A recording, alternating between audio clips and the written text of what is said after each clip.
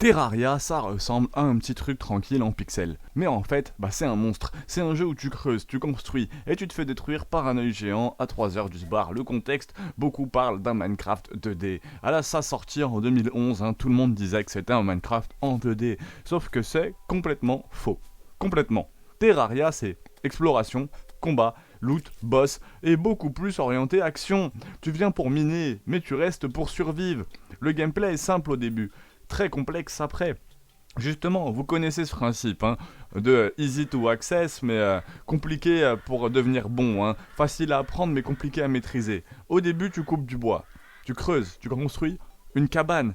Puis, très vite, le jeu te balance monstre, événement, boss. Et là, ça devient très sérieux.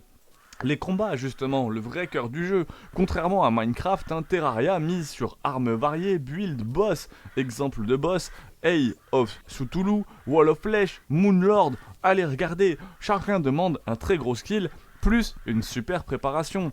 Le boss ne te laisse pas respirer, il te juge. Et la progression, c'est vraiment une gueule de roue. Le jeu fonctionne en cycle. Tu explores, tu lootes, t'améliores, tu bats un boss, et tu recommences.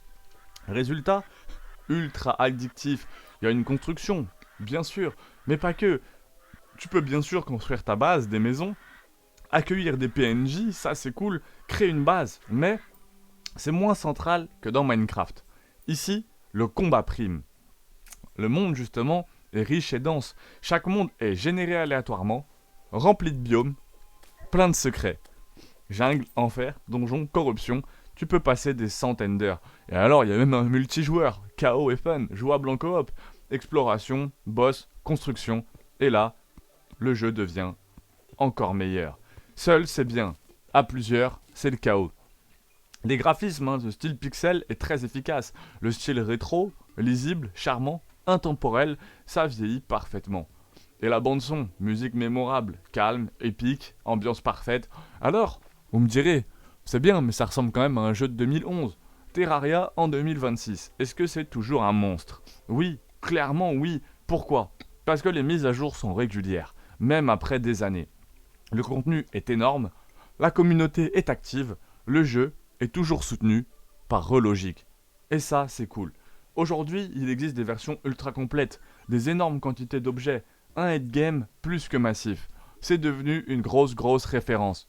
Alors il y a quelques défauts, une prise en main un peu difficile, peut-être peu guidée et un peu frustrant, mais ça fait partie de l'expérience. Ce que le jeu fait parfaitement, c'est cette progression, addictive, si peu que vous arriviez à passer cette prise en main un peu difficile, les combats riches et un contenu plus que gigantesque. Terraria, c'est un jeu immense, un jeu exigeant, un jeu culte, et surtout un des meilleurs sandbox jamais créés.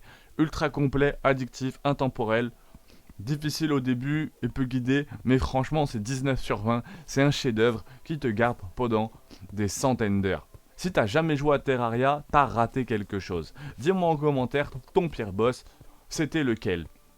Et honnêtement, Terraria, j'ai pas encore eu vraiment l'occasion d'y jouer, j'en ai énormément entendu parler. Je pense que c'est le genre de jeu auquel je vais jouer très bientôt et je vous parlerai du premier boss que j'aurai tué. Donc abonne-toi pouce bleu pour pas rater tout ça.